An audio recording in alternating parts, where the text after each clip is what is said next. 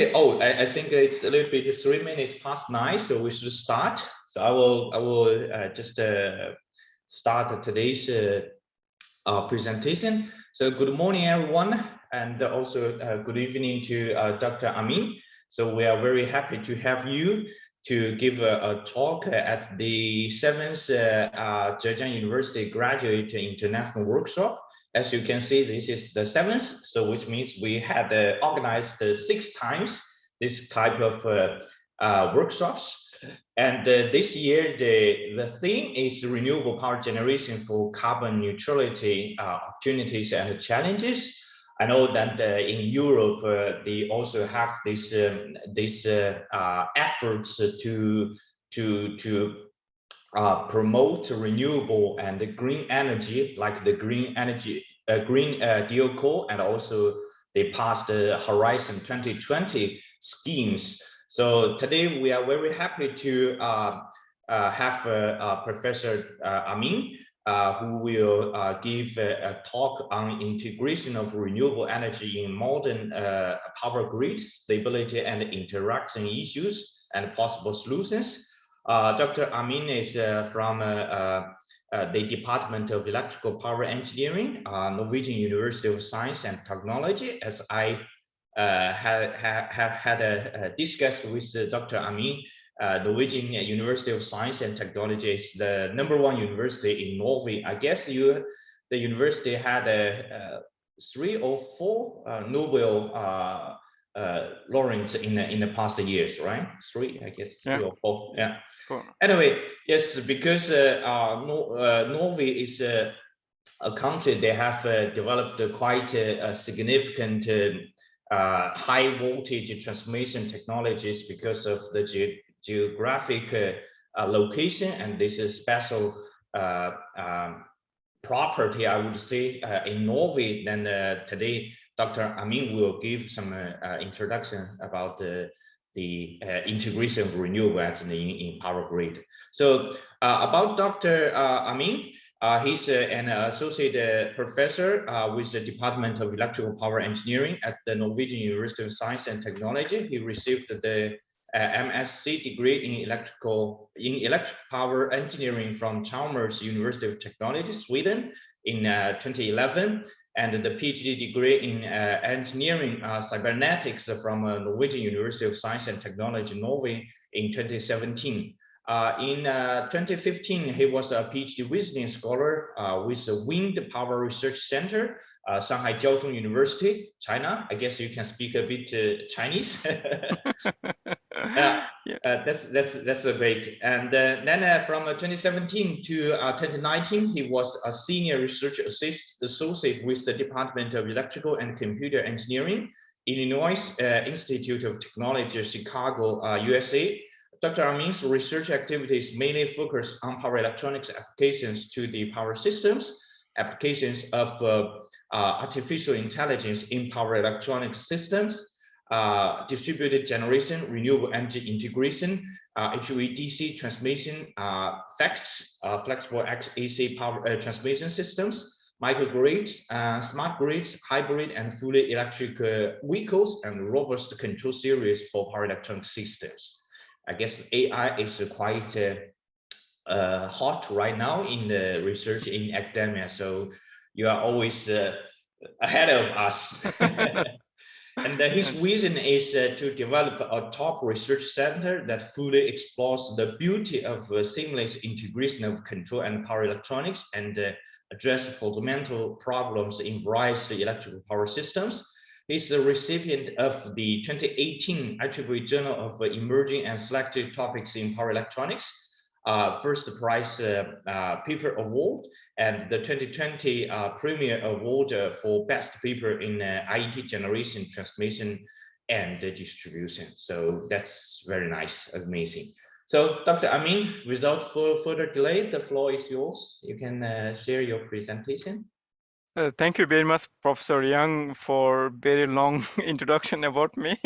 But thank you, and I should share my presentation and then. Yeah.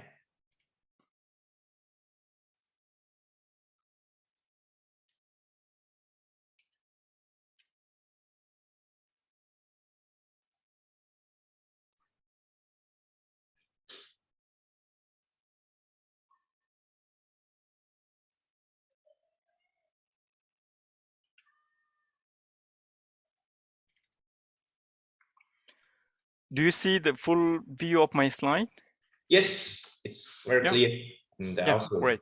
loud. Yeah. Good morning, everyone. Thank you very much, Professor Young, for inviting me to give this presentation, give this talk on this renewable energy integration. And I'm very pleased to have this opportunity to give the presentation here. So I think you have already given a lot of a long introduction about me. So I'm not spending much time about myself, but here my contact, my email address. Yeah, for future collaboration or for any purpose of any of your student, if like to contact me, then they can, connect me through this email. And also I have a link of my website here. So this is a very brief introduction about NTNU. NTNU is fully Norwegian University of Science and Technology in full name. It's in English. In this NTNU short form come from its Norwegian name, which is this one. I think maybe it doesn't give that meaning to other, but this is the Norwegian name. And it is the largest university in Norway with more than 42,000 students. Maybe it's a kind of one of the similar big university in China. I know that all Chinese university, they are really, really big. And I can remember Shanghai Jiaotong University, which is huge university. So could be something similar to that one. Or maybe Shanghai Jiaotong University even bigger than this, could be. And we have 9 faculties here with 65 departments. Even though NTNU is a technical university, science and technology, the main subject, but it also has many other subjects like economics, medicine, health science, educational science, all these things. Yeah, we have also several of, I think 3 or 4 professors got the Nobel Prize, currently 2 of them, now our colleague. So this is the main outline of this presentation. Yeah, I forget to mention that if you have any questions, just feel free to ask me. Just interrupt me in the middle of the presentation if you have any question or if you want or anything. So this is the main outline of this presentation. I will first briefly discuss about the status of the renewable energy and also energy consumption. And then what is the stability and interaction issues that we face in integrating renewable energy, and what could be the possible solution, and finally conclusion of this presentation. So first I will start with this global electricity production. And if we look at this global electricity production, and we see that 72.7% is non-renewable. The electricity come from the non-renewable source. But of course here nuclear is also included here. Yeah, we also consider nuclear as a kind of renewable sources because it doesn't produce the carbon dioxide, it's carbon neutral. But according to this source, they included nuclear here also. So almost 73% comes from non-renewable sources. And here only 27% comes from the renewable sources, and a major part of the renewable comes here are the hydropower. And the rest of them mainly wind and the solar power here. And we know that we have a very limited amount of the hydropower that we can integrate into the grid. So we have the possibility to have more wind power and the solar power. So if you also look at the energy consumption worldwide, and we see that here is not only the electricity production, it's all types of the energy consumption worldwide, including the transportation and industrial heating. Yeah, industrial heating is one of them who consume a lot of energy. I think more than 50% energy consumed in industrial heating or industrial part, and the remaining are transportation and the electricity sector. And what we see that the major part of the energy comes from coal, gas, and oil. So these are the three sources. They provide the world energy. So they can provide and supply, and what is problem with them? And if we look at that, they will be limited because we extract them from the earth, and they will be limited very soon. And also we see that our consumption is increasing. For example, what we consume in 2020, and if we look at 2040, then it will almost double for natural gas consumption.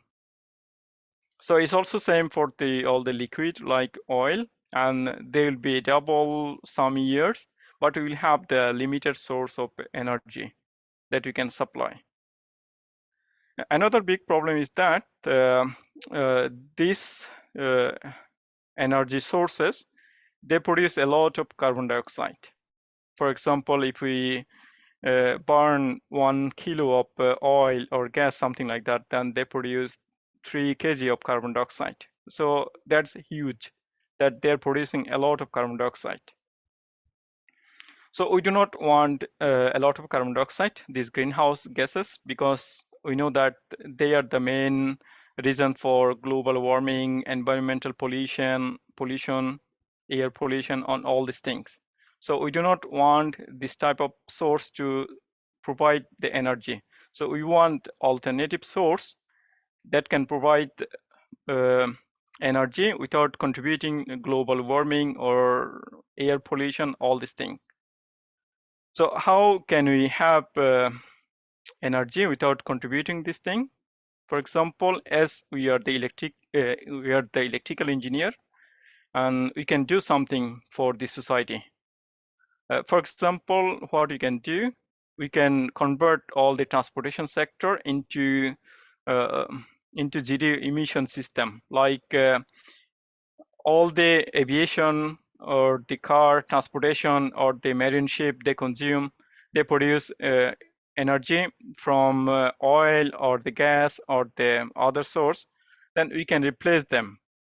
So instead of producing energy from oil, then we can replace them from electricity. Then if they run from the electricity or maybe clean hydrogen here, then they will not produce any carbon dioxide.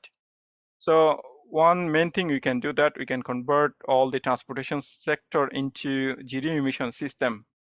So this is the one thing that we can do. One example for this one, this is one of the large, it's a large ship here, a construction ship in Norway. For example, if we convert them into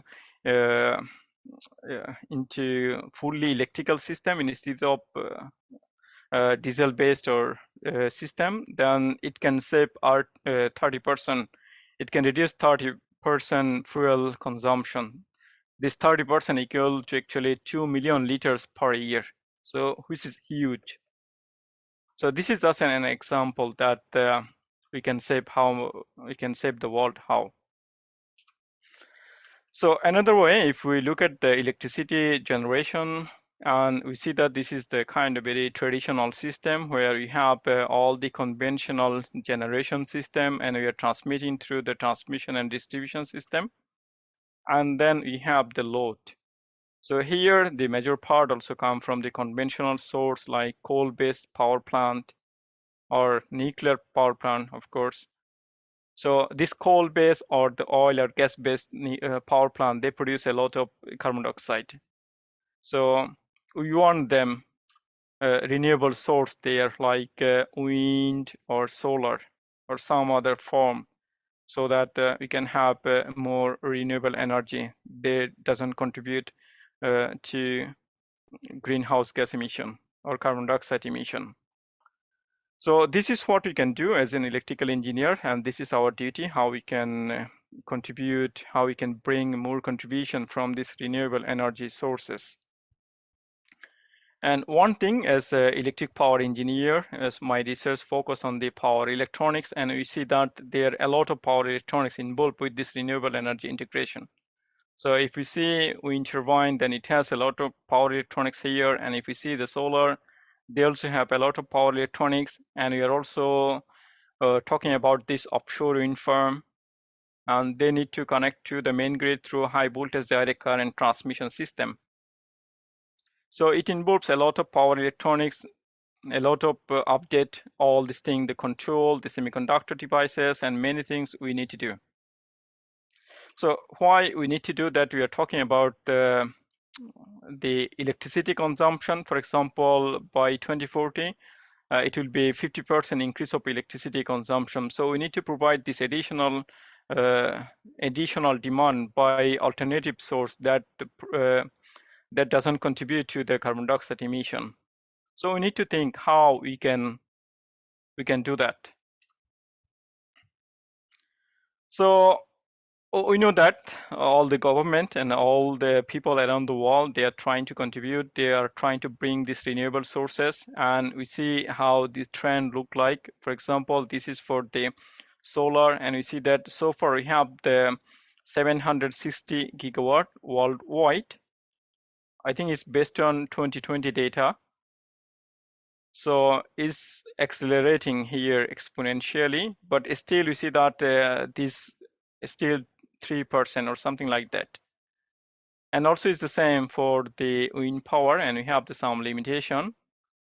And another limitation would be that we see that when you have the solar and wind and we have the power electronics interface there, and they're not the synchronous machine like traditional power plant. So this power electronics, they can play an important role and also bring some instability interaction issues that we can discuss later, what kind of instability or interaction issues they may bring.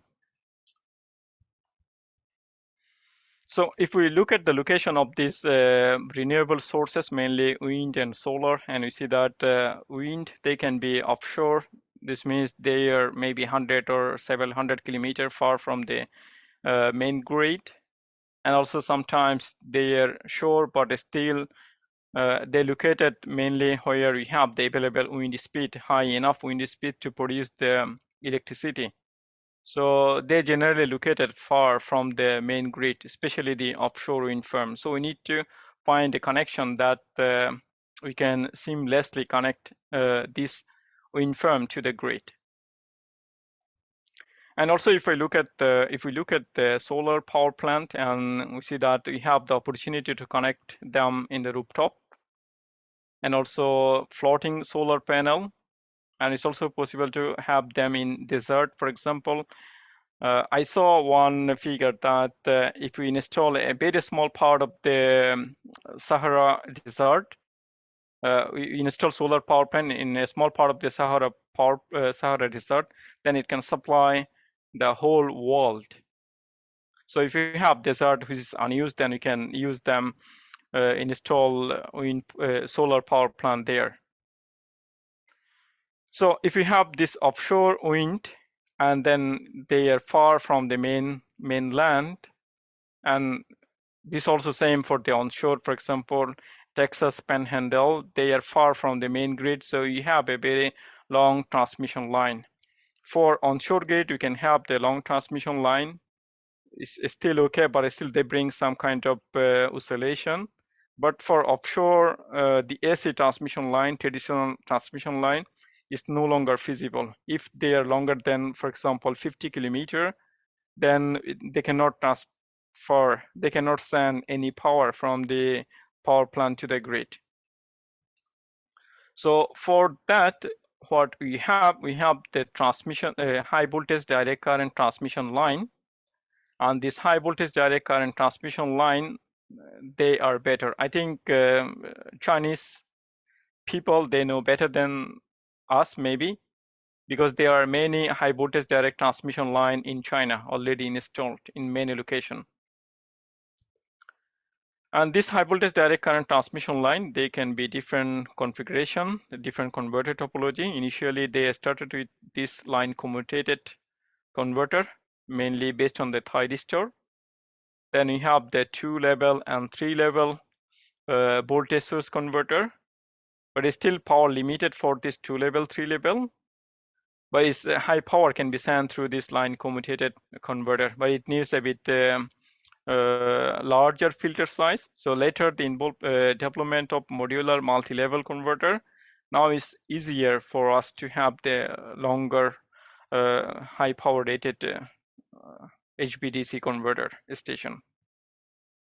So we can send the offshore wind power through high voltage direct current transmission system to the grid. It's also possible to have the same uh, for the solar power plant.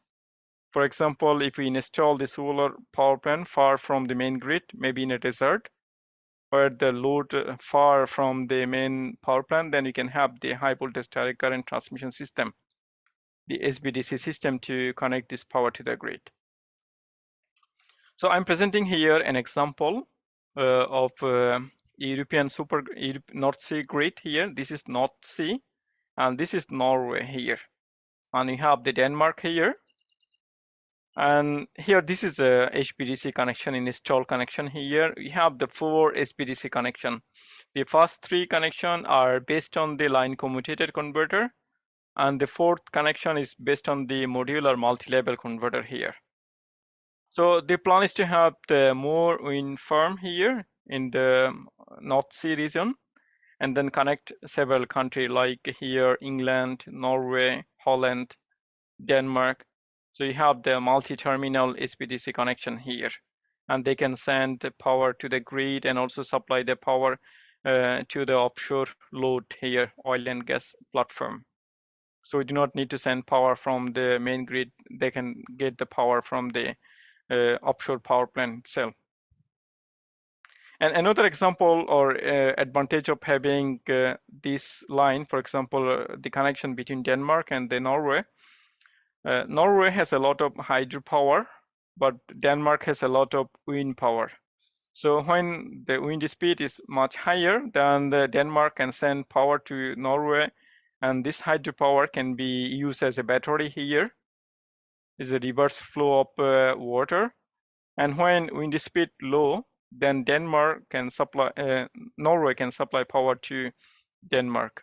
So this is one of the example. So what would be the advantage that they don't need to store this wind power themselves here locally. They can send it to Norway. And when the wind speed low, then they don't need to produce energy from coal-based power plant. They can get power from Norway. So this means we can have the more renewable energy here because of this interconnection. So if we look at the advantage of HVDC here, HVDC transmission system, now you have this modular multi-level converter, which is one of the advanced technology now installed for all HVDC system here in the Europe mainly. Yeah, of course, maybe in China too. I know that there's a lot of research on the modular multi-level converter. So when the transmission length line become higher, for example, this one is for the AC line. This one is for the DC line, and this one is for AC line. So somewhere around 400 kilometer, the DC transmission line has the lower cost in total. So this means if you need to connect maybe several hundred kilometers, maybe 1,000 kilometer, then HVDC line is much better, cheaper solution here. And this is for the cable. We know that when we want to connect offshore wind power plant, then we cannot have this overhead transmission line. We must use the cables. And for the cable, we see that when the cable length is higher than, for example, 50 kilometer, then they cannot send power. And you can see that how the power look like for a cable, AC cable. But for DC cable, the HVDC line, they can send power. So in that case, the HVDC transmission system for offshore system is one of the main solution that we can have. So this is the so far literature or the status of the renewable energy that I was talking about. Now I'll talk about the interaction or instability of what we are facing. So for example, we start with this wind power, and what we see that each of the wind turbine, yeah, of course there are many different types of wind turbine, type 1, type 2, type 3, type 4. I think type 1 and 2 is no longer used now that much, but type 3 and type 4, they have a lot of power electronics. In type 4 is the full scale converter. We have the full back-to-back converter. In type 3, we have the double FET induction generator, which is also connected through power converter. So this means we have a lot of power electronics in the wind turbine generator itself to connect to the AC side. And then if you have the transmission system like HVDC, then we have the another power electronics. So it involves a lot of power electronics here to send all the power from wind flow to send the power to the grid. So a lot of power electronics here. And it's also have the similar configuration for HVDC for solar power system. And what we see that we also have, since the solar PV, they produce DC power, and then we still need DC to AC conversion. And then if they are far from the local load, maybe in a desert, maybe several hundred kilometers away from the mainland, then we need HVDC here. So we have a lot of power electronics. We need a lot of power electronics interface to connect all these renewable sources to the grid. Now I want to closely look at one of the control configuration for wind energy conversion system. This is a type 4 wind energy conversion system where we have the PMSG, or it could be a synchronous generator there, and you have the two back-to-back converter. And different control scheme can be implemented here. For example, I'm presenting one of the DQ controller, PI DQ controller here. The standard control implement for this type of configuration is that we have the outer loop DC voltage controller. This outer loop DC voltage controller control the voltage here at this DC bus. And we have the inner loop current controller, which involve another PI configuration, proportional integral controller. So we have two cascaded controller here. And in addition here, you can provide directly QXS current reference, or maybe you can have another PI controller here to control the reactive power, or maybe a voltage controller here with droop configuration. So there are many configurations possible, but this is one of the possible configuration widely used in industry. And in addition to this cascaded controller, what we have phase lock loop, a PLL, or a synchronization unit. So there are many different types of synchronization in it, but PLL is one of the used widely.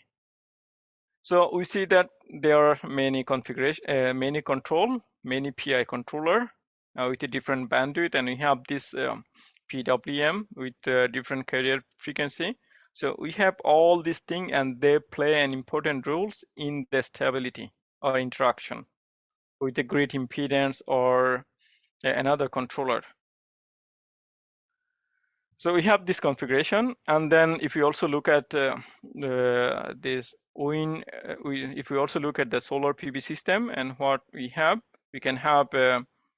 This is one of the standard configuration. We call it double state solar PV integration, where we have a DC-DC converter, a boost converter, and also a grid side converter. And this grid side converter can be used to regulate the voltage here. So it provides a constant DC voltage at this bus, and then you have this maximum power point tracking algorithm that set the reference here so that you can extract the maximum power. So regardless of the topology, I mean the solar or wind, we have the similar configuration here. We have the synchronization unit, outer loop controller, inner loop controller, or here another outer loop controller for controlling the voltage or the reactive power. So if we analyze the frequency domain, if we look at the frequency domain analysis, and then if we have the, 不到，你发个表情给我。哦，确实。不知道， so 这还是个二极管，网络都有二极管的说法。So So if you have a long transmission line here, transmission system, then if we look at the frequency domain analysis of this these renewable sources, and you see that they can interact with this long transmission system. If they're connected with a lot of synchronous machine, a lot of generator here, and they are very strong grid, and then they operate stably, there's no issues. But in future, we are expecting to have the more renewable sources like this. This means that the system will be dominated by power electronics component rather than the traditional synchronous generator. So when we have a lot of power electronics like this, then they can interact, they can make the system unstable.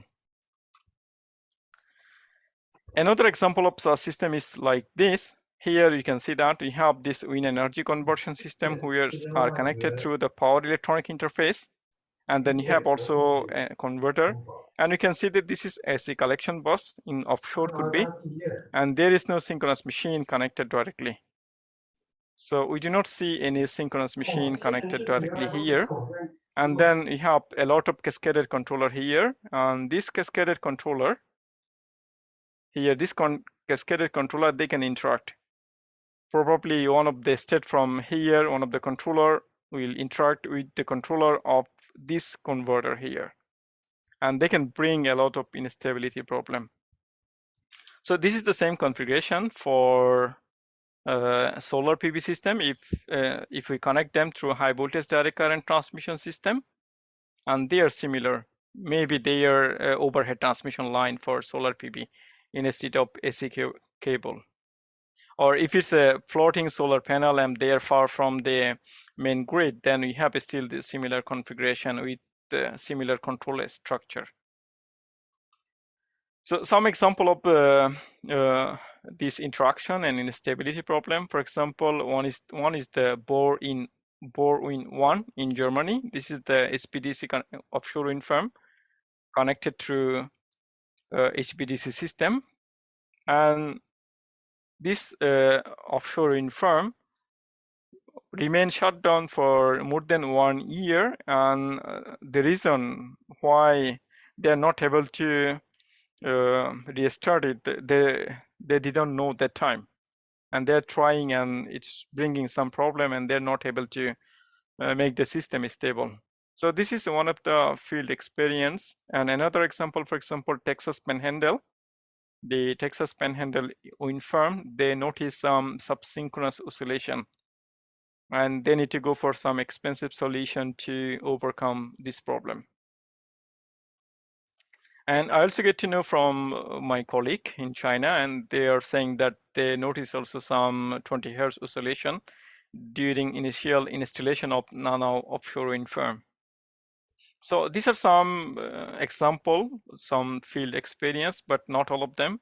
And we also see several articles on the solar PV system that they are also they also notice some subsynchronous oscillation, some instability problem in solar farm. So this oscillation, they can appear in the presence of background harmonic due to the controller interaction of the converter, both the solar or wind converter and also the HPDC converter, or maybe interaction because of the high impedance system. This means high impedance, which means the very low grid strength. If the grid strength is low, then they are bringing this kind of problem. And could be some unidentified causes that we might need to do more research why we can have this kind of, why we are having this kind of problem. So the root cause of this oscillation observed in the field are not entirely understood, and we need to do more research applying different methods to understand this kind of subsynchronous oscillation or harmonic problem or power quality problem. So this is one of the news that I collected from internet about this Bohr-Wind 1, and this was actually published in June 2014. And they are saying that they doesn't know why it's happening, the exact cause of this issue. They're trying to find the exact cause of this issue, why this Bohr-Wind 1 offshore wind connected to HVDC was not starting. So this is, and it remained shut down for more than 1 year. This means it cost a lot, 1 year. So this wind farm, when they are connected through long transmission line, like the Texas Panhandle in the US, and they can have this kind of problem. And it's also possible to have the similar problem when they are connected to high voltage direct current transmission system, because there is no rotating machine that contribute to frequency regulation or the voltage regulation here. And the control for each of the converter, they are very fast with a very high bandwidth compared to the traditional machine. So it has a less inertia here, that bringing a lot of subsynchronous oscillation, harmonic problem, power quality problem. So we need to do more rigorous analysis, more thorough analysis to find the main source of the stability interaction. And before installing them, we need to do more thorough analysis and determine the underlying mechanism leading to this instability with the presence of power electronics component. So therefore, we need to do more research and more stability study before connecting them, before installing them to the actual grid. So there are many different methods that can be applied to analyze the stability. In the traditional method, what we do, we try to find the open loop transfer function and then tune the controller. And it always works when you do the simulation and when we do the experiment in the lab, because we are maintaining the sufficient bandwidth and we are assuming a strong grid or weak grid, and we are neglecting many things.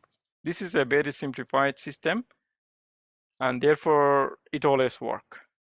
And when a company or industry and then they design their controller, they consider ideal grid and even also sometimes complicated grid, and they work and their system work. For example, when wind farm company, when they develop their system, then they find it work. If they didn't work, then they will not supply to, or they will not install it to the real field. So this means they always work. But if you look at that wind farm or wind energy conversion system, they come from one company, an HVDC converter, they come from another company, and the other filter, maybe another component come from other company. So they come from multi-vendor, different companies. And then when you put all the multi-vendors component in one system, then they can bring some instability, some interaction issues there that we need to look more deeply. So for a stability analysis, there are many different methods. For example, we use the state space modeling and the eigenvalue analysis. This is one of the widely used method for analyzing the stability of a system. And another method recently became very popular, is the impedance-based method. This means we determine the frequency domain characteristics of a converter or a system, and then we apply the impedance-based method there. I'll talk also about this method.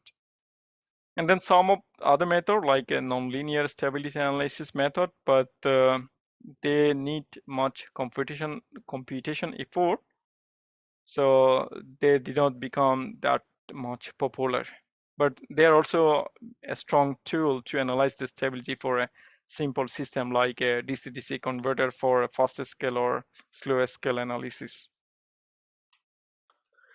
Then I'll start with state space modeling, and we'll try to find what is the advantage and what could be the limitation of this method for stability analysis for power electronic system.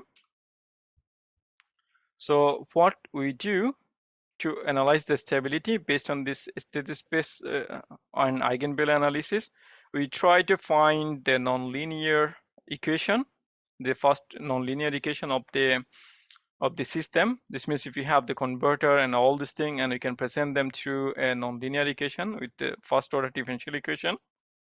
And then, yeah, this is the output to look at how they look like, but we mainly focus on this part to analyze the stability. So when we have this equation, then we apply the linearization around an steady state operating point. Then we get the equation something like this. So here the delta part is used to present them in a small signal form.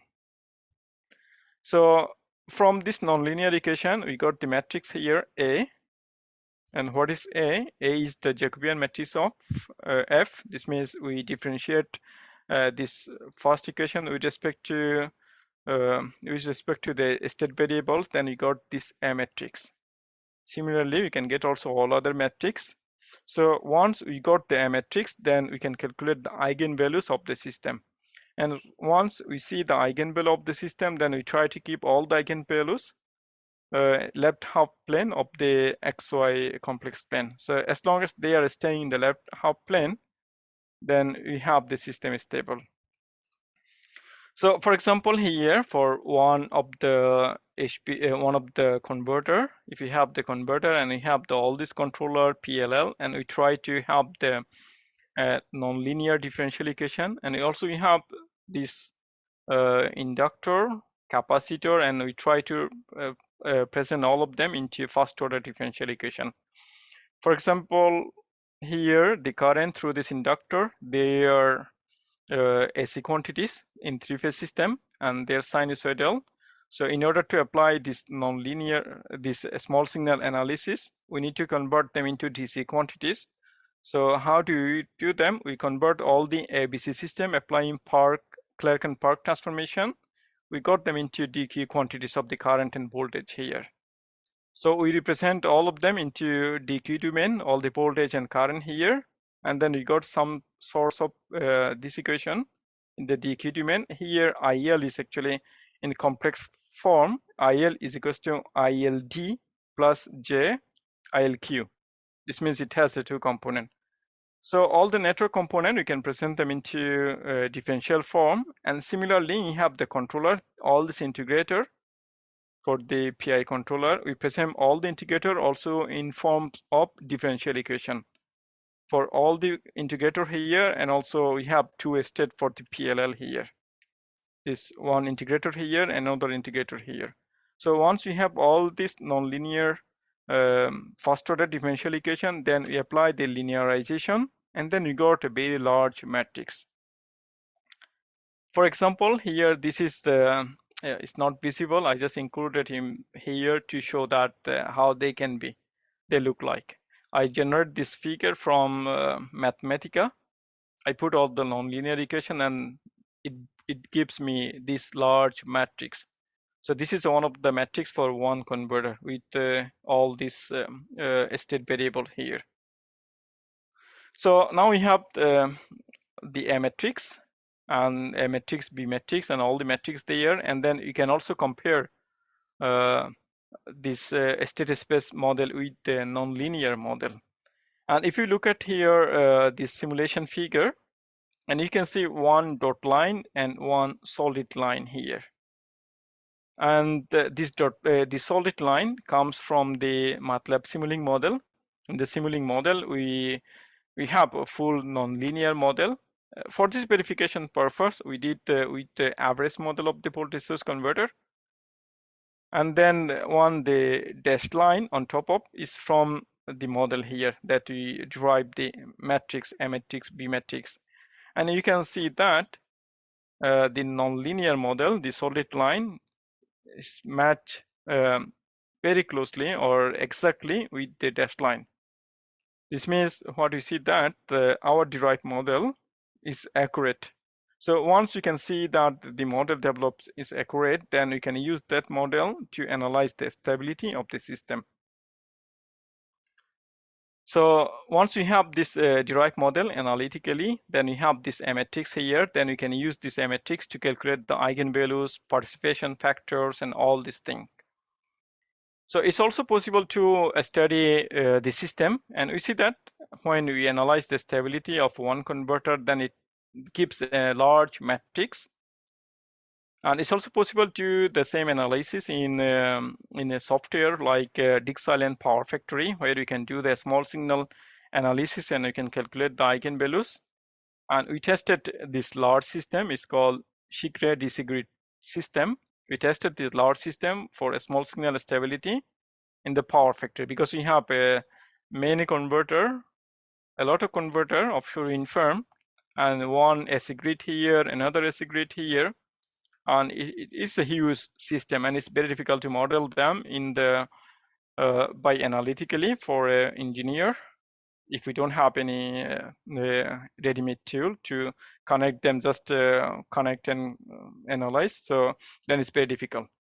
So what do we see that if we have some instability problem, is one of the converter brings some oscillation at this point, and they can trigger the oscillation in all other places here, and they also propagate through the DC system. So this is an example here in one of the bus, AC bus, the green line, the green curve here, green plot, and this is one of the one that is one of the bus, and it has started oscillation at this point, and then it comes to the nearest one, and then eventually it moves through all the AC network, and then they also pass through the DC network. So we did this analysis in the Dix Island Power Factory, and we see that one of the eigenvalues that bringing this kind of instability problem. For example, this is one of the PLL of one of the converter that brings this instability problem. So we can use the software in addition to the analytical analysis to understand the instability problem. But what is the limitation of using software, the traditional tool? We can see an example here. So we have this analytical model. There's the verified before. In the previous slide, I showed that with the analytic solid line with the dashed line, where we see this verification that the analytical model gives, the state space model gives the same time domain response as the Simulink model. And we calculated the eigenvalues, which are those. And also we put the same converter model, all the system, into the Dix Island Power Factory to understand what simplification is justifiable. And we see that in the Dix Island Power Factory is an average model, and it cannot model the inductor and the capacitor as a differential equation. They model them as RMS model. This means all the differential equation related to the inductor and capacitor, they overlook. Therefore, we do not get any eigenvalues related to the inductor voltage and the capacitor current. So therefore, we do not see any eigenvalues for the inductor voltage and the capacitor current. And here, these 6 eigenvalues, these 3 pair, is for LCL filter. We have the converter inductor L and the capacitor filter and the grid inductor. So for this, we got 3 pair of eigenvalues, and which is not, we do not find them in Dix Island Power Factory. But rest of them, for example, you can see this is the controller, which is 4.71 here, and which is very close to this one, 4.61 in the Power Factory. And the remaining also the same. And this is we have also a DC cable and the DC capacitor, and it gives the same eigenvalues for the DC part here in the Power Factory. It's only neglected this inductor and the capacitor part. So what would be the consequence of neglecting this component? If I can present one of the example result here, you can see this voltage and the current. It looks very good, but I only changed the inductor of the converter, and what you see, if you change the inductor, then the current is no longer in good shape. So this resonance is coming from the inductor, the filter inductor.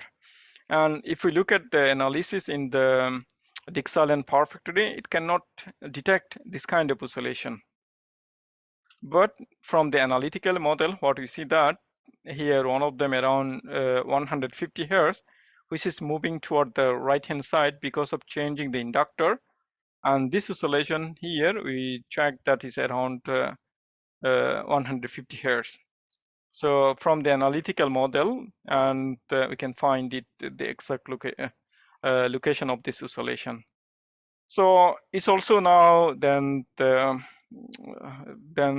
we can decide how much we can we can rely on this industrial software, this tool, or maybe we need further improvement that they can include also this dynamics, inductor dynamics in the software. So once they can have, they include those dynamics too, then you can get a good accurate result even for a very large system like this one. So if they include all the dynamics, then we can get the small signal analysis, and we don't need to look at find the very big matrix like this one. So this is the one of the method that would apply to analyze the stability of a power electronics dominated system. And then later we are focusing on the impedance-based analysis. So now I'll talk about briefly about the impedance-based analysis. So for example, we start with this converter. We have one power electronics converter here, and we have this LCL filter, and we divide them into two subsystems. So we present them this converter as a load subsystem, and then we have the grid as a source subsystem, and then we can present them into Thevenin or the Norton equivalent system. For example, here we have the Thevenin equivalent system. We have the ZL here, ZL for the load impedance, and we have the ZS, which is the source impedance. And for example, if you look at the source impedance here, we have the capacitor, transformer inductance, and the grid inductance here, transmission line. They we are assumed as the source impedance, and we have the converter impedance as the load impedance. So once we have this form, and then we can write the voltage at this middle point, something like the voltage V, which is like this one. And if you look at this second part here, which forms as a closed loop transfer function, and this part is the open loop gain. Here G is the forward gain, and H is the feedback gain. And if you assume that forward gain is a unity, then you have the feedback gain, which is the ratio between this impedance ratio, which is the source impedance divided by the load impedance here. So if this meets the Nyquist criteria, then we can analyze the stability based on this equation. So we have the here three-phase system. This means this is the multi-input, multi-output, and then you can have the impedance in sequence domain by positive sequence impedance and the negative sequence impedance. Then we analyze the stability based on the Nyquist criteria. And it's also possible to analyze the stability based on the DQ impedance. If it's DQ impedance, then instead of Nyquist stability criteria, we apply generalized Nyquist stability criteria. So I'll also present what is the generalized Nyquist stability criteria in the next slide. So what you see that we need to have this load impedance, and in the load impedance, what we have the converter, and all the controller dynamics also come into effect here.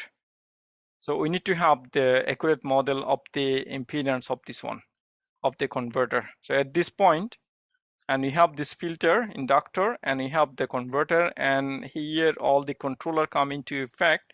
This means the converter impedance is not only dominated by this filter inductor, it's also dominated by all the control parameters here. All the inner loop, outer loop, and the PLL, all of them come into effect when we calculate the impedance of the converter. So if we want to apply the impedance in the DQ domain, then we got the DQ impedance, something like this, which is a 2x2 matrix. Then we apply the generalized Nyquist criteria, and which is we have this 2x2 matrix here, LDD, LQQ. They are the impedance component here, minor loop gain component. Then we apply the determinant of this matrix here. Here lambda is the eigenvalue loci. So we try to determine the eigenvalue loci and try to find the stability of the system. So one important thing here, in similar to the eigenvalue based analysis, what we see that we need to have the very accurate model of the state space model to identify the stability. Similar to this eigenvalue analysis, we also need to have the very accurate model of the impedance model of the converter, because the grid, it has only the passive component like inductor, capacitor, and all this component.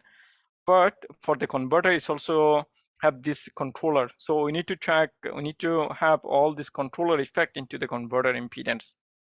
So this is one of the example for a current control converter, I think here that I put here, and we got all GCC is the matrix for a current controller. So all this thing when included, and then we try to verify the impedance. So you can see one of the example here is a DQ impedance that I'm presenting here. You can see one solid line. Maybe it is not that much visible here, one solid line, and a lot of dot here, red dot. So we see that this red dot, they are from the simulation. We apply the point-by-point simulation for different frequency, and also we calculate it analytically, and you see that this analytical model match with accurately with the simulation. This means our derived model is very good enough to study the stability of the system. So once we have the good accurate model of the impedance of a converter, then you can use this model to analyze the stability of the system. So this is one of the examples that we are presenting here. For example, this converter, and we tune that, see that this is the two eigenvalue, let's see, lambda 1 and lambda 2 from the generalized Nyquist. And we see that we have this critical point, and it doesn't, and they do not encircle this critical point. If they don't encircle the critical point, this means the system is stable from the generalized Nyquist criteria. And now we change one of the control parameters, and which gives that it encircle the critical point. This means from the analytical model, we see that the system is no longer stable. And we also see the same in the simulation. And we see that here, the system is no longer stable. It has a lot of harmonics component here because of this. Ideally, it should go to infinity, but we have some saturation block in the controller. This means when current goes higher than this limit, then we put this saturation block.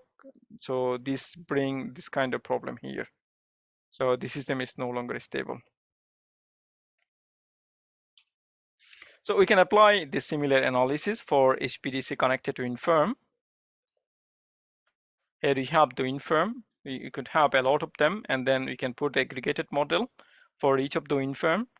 Here, 1, 2, 3, you can connect many of them, and you can find equivalent impedance for all of the infirm from this point, and you have the HPDC system. And then we can represent them similar system as we presented before. Thevenin equivalent and one Norton equivalent, and we have the minor loop gain, which is the impedance ratio here for this example is the HPDC impedance divided by infirm impedance. Then we can apply the same criteria.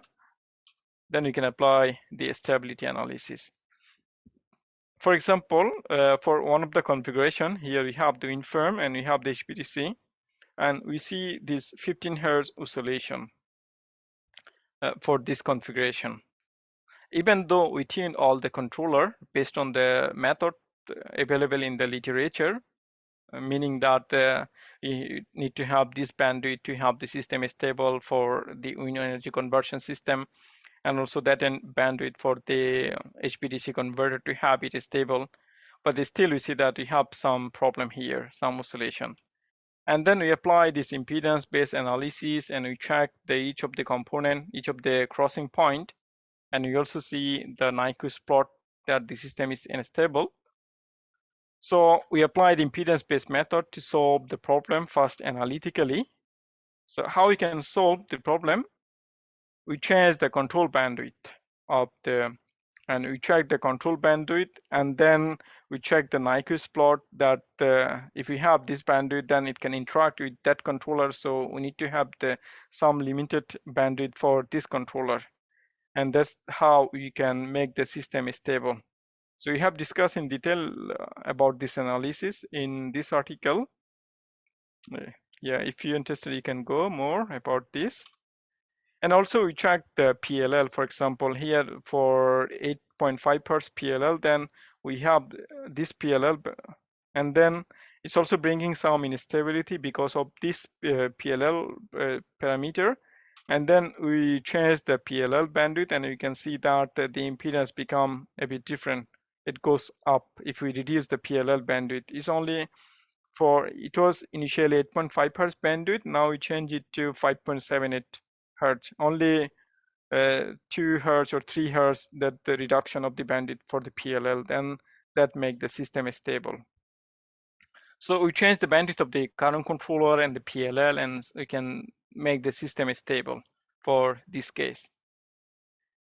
And also we tested another, we implemented another factor here. It's called damping, active damping. We implemented an active damping to remove the high frequency oscillation. This means we detected this oscillation, and then we feed 180-degree shifted of this oscillation to the current controller.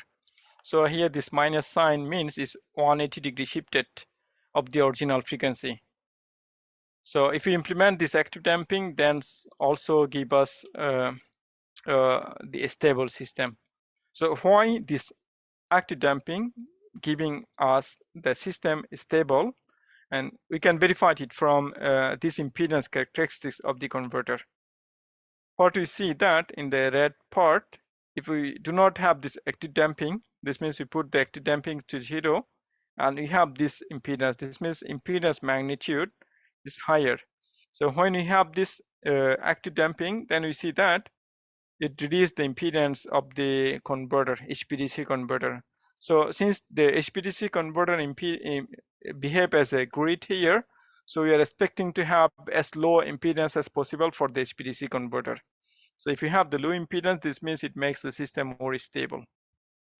So that's what we did here. By implementing the active damping, we reduce the impedance magnitude for the source converter. That make the system stable. So I'll not talk about this. And then what we do the analysis, we use for a two-level converter first, and then we study the impedance-based analysis here. And then later what we did, we changed the converter topology here. Instead of two-level VSC, we put it modular multi-level converter, because we know that modular multi-level converter is the most favorite now for HPDC configuration. So we tested and we investigated the system using the modular multi-level converter. So this is what we discuss in detail here with the two-level converter, and in this article we discuss more detail about the modular multi-level converter. So we replace the two-level converter into modular multi-level converter, and then we apply the impedance-based analysis in this article. And then later we also convert the, we also change the topology here for wind energy conversion system. We know that virtual synchronous generator, they are becoming popular for this kind of application. So instead of traditional DQ controller, we implemented here sync converter, which is one of the very popular virtual synchronous generator. And then we apply the impedance-based analysis, and we discuss in detail about the stability of the system here. So how we implemented the sync converter here for wind energy conversion system. This is a full back-to-back converter. If you remember, for a grid side converter, we implemented the controller to regulate the DC bus voltage here. But for sync converter versus synchronous machine, we shifted the voltage controller. We implemented the DC voltage controller here in the machine side, in the rotor side converter. So previously it was here, now it shifted to here, and we have now here MPPT here for this one, this maximum power point tracking from the wind speed. So we implemented the maximum power point here with the sync converter here. And we tested the system for a very large system. This is the Texas Panhandle that we simulated using this technology, this control technology. This is actually a huge system that we tested there. So here we are presenting two simulation results. One is for, this is the for traditional controller with the PI DQ controller, and this is the one of the sync converter, and we see that the virtual synchronous machine, they can operate up to 100% power without any instability interaction issues. But here they are no longer stable. It can send up to 80%, and when it goes beyond that, then the system is no longer stable. So now we can apply the different analytical model to study the stability of the system. And we are assuming that internal structure of the controller and the converter, all these things are known. But in reality, what we see that we have this wind energy conversion system from one vendor, one industrial partner, and they did not tell us what they have inside there. So what we have here is unknown. They may provide us maybe one model, one simulink model, and it's very difficult to understand how they implement the control inside. So similar goes for the HPDC converter. We got it from another vendor. This means the internal structure is unknown. So we try to find how to analyze the stability of the SAS system. There's a gray box method of analyzing the stability for SAS system. We discuss more detail in this article about this. I'll not go in detail about this because of this limited time. But there's a method that you can apply, this gray box method, to analyze the stability of SAS system.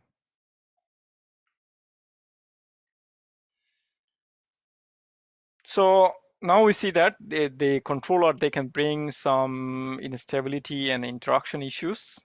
And what other issues can be? So we see that we have this PI type controller, and they have some bandwidth limitation. And recently there is a development of wide bandgap devices. This is the semiconductor, silicon carbide or gallium nitride based devices, and they can operate with a very high switching frequency up to 200 kilohertz. And this means we can operate this inner loop controller with much higher bandwidth. So higher bandwidth means the resonance frequency at a higher frequency. This means they can bring more instability problem. So we need to find an alternate method to tackle this problem. And recently we are also focusing some advanced controller. For example, we are trying to investigate the application of artificial intelligence-based control, like instead of traditional control like PI controller or other controller, we implemented artificial neural network-based controller here instead of the PI controller, and we tested the performance. And this is one of the example, but this is a very extreme case for PI controller because we have the very low grid short circuit ratio, which is almost 1 short circuit ratio. This means very weak grid. And also we apply a large transient here. So because of large is 2 per unit change of the current reference. Therefore, we see a large oscillation here for very weak grid condition of the traditional control.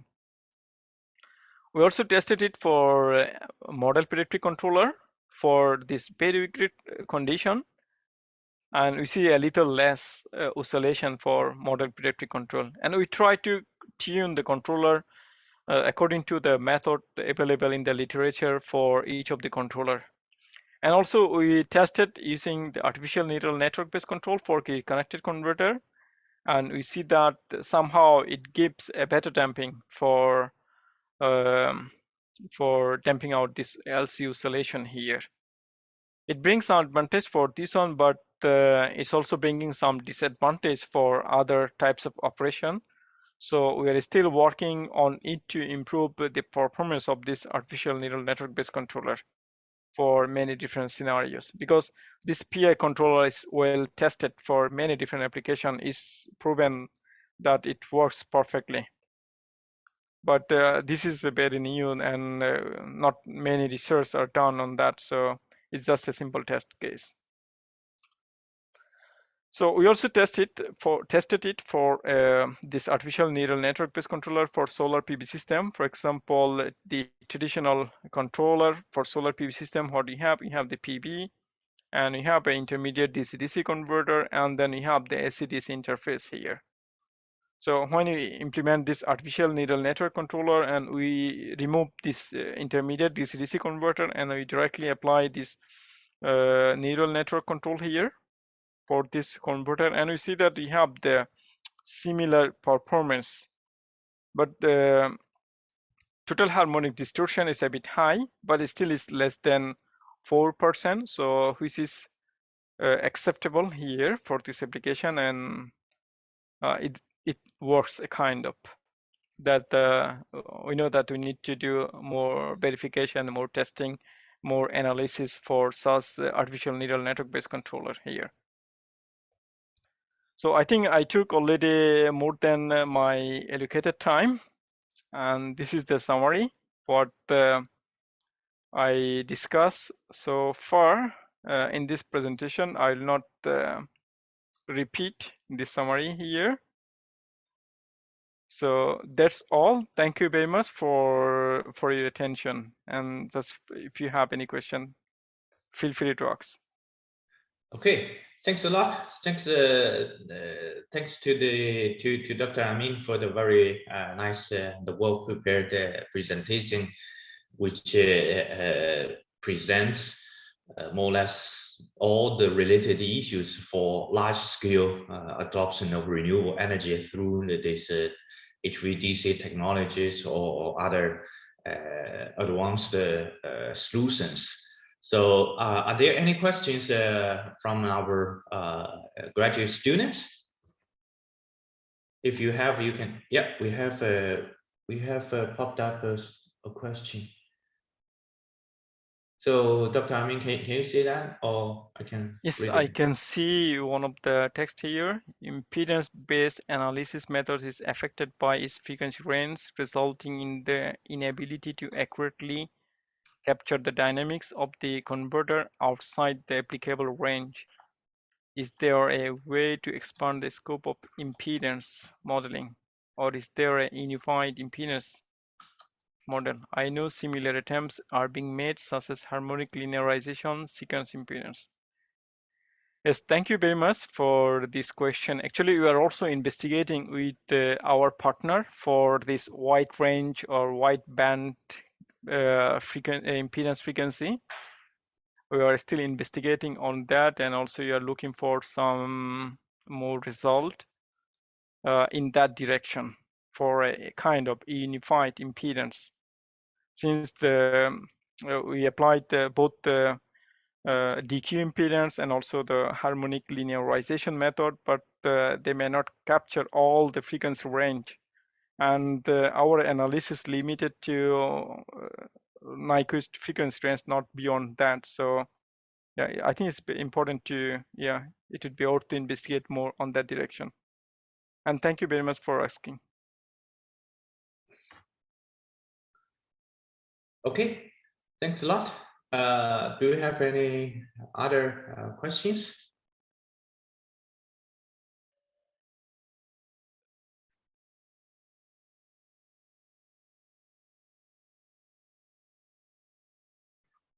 So another one is related to PLL bandwidth that affects the impedance modeling, and now the grid forming converter controlling becomes one of the research hot spots. So how does the grid forming method affect the impedance analysis method?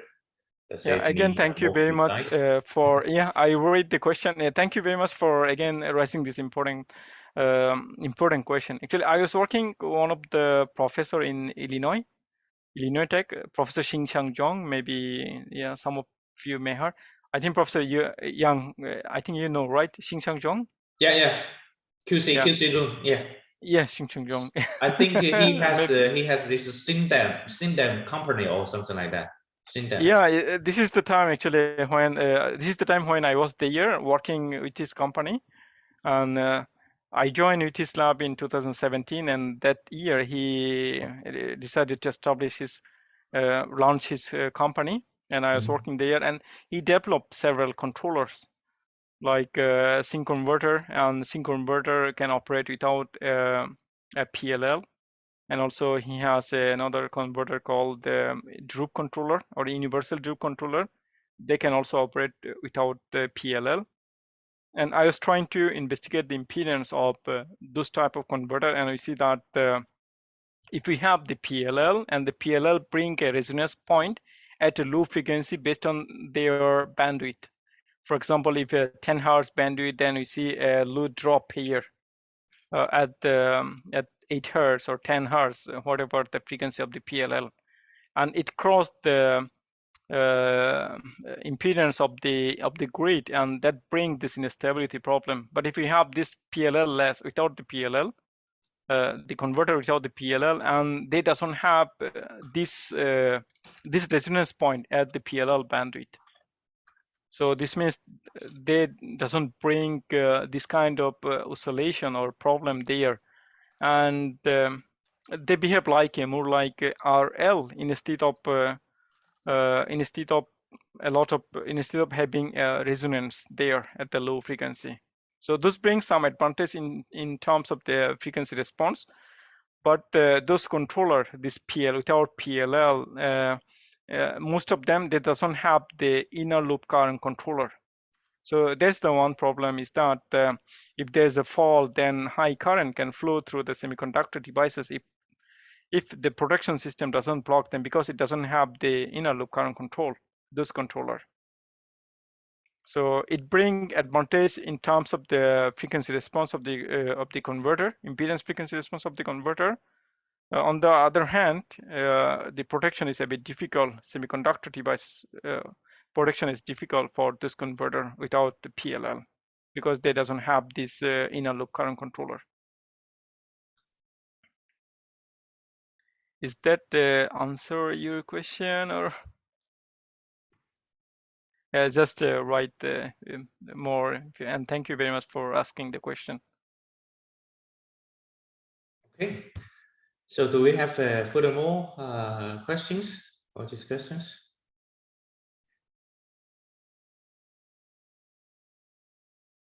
Yeah, maybe Dr. I mean, because in your slide you presented like SVG, synchronous, not synchronous, we as a virtual synchronous generation, this technology, and also other, the emerging grid forming technologies, like what Brian Johnson from University of Washington in the States.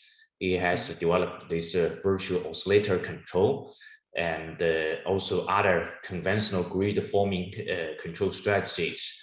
So speaking of grid forming control for individual converters, what do you think how the individual inverter can affect the grid stability even we adopt this grid forming control? Or the grid forming control should be at a wider scale, I mean, the system level, in order to disruptively change the grid structure or the grid stability issue. So how do you see that? Thank you, Professor Young, for bringing this important question. Actually, I was also looking in that direction, and for example, if we have this grid form, this as a grid forming topology here, instead of traditional grid following topology, instead of grid forming topology, instead of grid following, then they bring the better stability property in terms of frequency or voltage regulation. So they are better than the grid following topology. But one thing also need to remember, that when you have these renewable sources and we want to extract more energy, more active power from them, not the reactive power. So it has some limitation. For example, when there is a voltage disturbance, then it try to regulate the voltage instead of the active power. Then the priority is controlling the voltage. This means it's not sending more active power. Then they follow the lower MPPT curve, not the maximum power. So that is one of the main limitation that I see with the grid forming topology for renewable energy sources. It's because we have the semiconductor devices and they have the limited current capability. This means we cannot operate them beyond their limit. So when you want to have the more reactive power, for example, then of course we need to reduce the active component of the current to regulate the voltage. On the other hand, these renewable sources, they cannot send more reactive power than what they can send from the wind or the solar irradiance from the wind speed. So that's another limitation with this grid following topology for renewable energy sources. So if we want to have the voltage and the frequency regulation with this grid forming topology, then we need to operate them within limited, within limited power. Like you can have maybe 10% spinning reserve or something like that for each of the generator or each of the renewable converter, so that they can contribute both the voltage and the frequency for regulation, the grid voltage and the frequency. And of course, they bring better stability property in terms of the frequency domain characteristics and all other things. They are much better in that sense. Yeah. Okay, thanks a lot. I think we have another question popped up. Dr. Amin, should we put more attention on the AI technology if the AI and the existing methods contribute to a similar result as the diagram shows? What are the advantages of implementing AI technologies in this field? So thank you very much for bringing this interesting question. Actually, I'm also putting myself sometimes in this position to asking myself, why should we do more research or apply AI to this field? So I look at the human society or the human civilization, and we see that we have the autonomy, or we have the brain that works, and we have our own knowledge, and then we can apply and we can decide ourselves. This means human are the most smart or intelligent animal or whatever.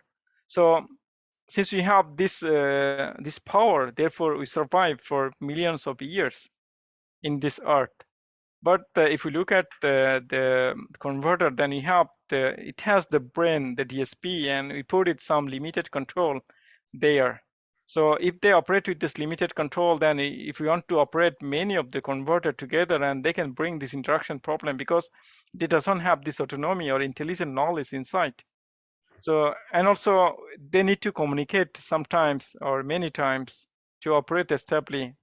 Need to communicate with the central controller or the controller to the neighboring unit. And if you have the millions of the converter connected in one of the grid, and then maintaining communication itself, it would be a big challenge. So what would it be if we have something that intelligent can operate without any communication, and it can decide itself and doesn't rely on any simple algorithm like PI, and it has this intelligent knowledge. So to me, is that it's ought to investigate applying AI to this field, at least to understand whether it can operate or similar to the human society or human or the mankind. That if we have this intelligent knowledge, then without communication, can you operate, or can you operate this converter themselves having this AI technology? So that is my vision, that maybe it brings something good to the human society with this power-tonic society, applying this AI technology for control, for design, for operation, for maintaining, for many things. So that's my opinion, I can say. yeah, it might not be the same with others, but that's my opinion. Thanks for asking. Thank you.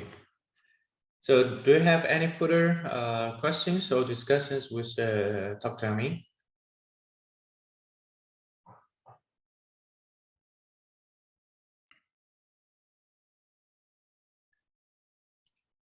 Seems not. I think I don't want to take so much time from you, Dr. Amin, but I guess it's almost 9:30 p.m. for you, so it's a little bit late. So I will just stop here, and if the students have any further questions, I think they can just shoot you an email, and I will later on share the slides with the students.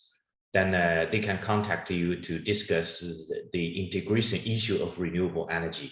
So thanks a lot, Dr. Amin. And later on, probably Ms. Zhou will contact you for further information related to, for example, we wanted to send a gift to you, or other stuff. Maybe we will ask for more information later on. So. Yeah.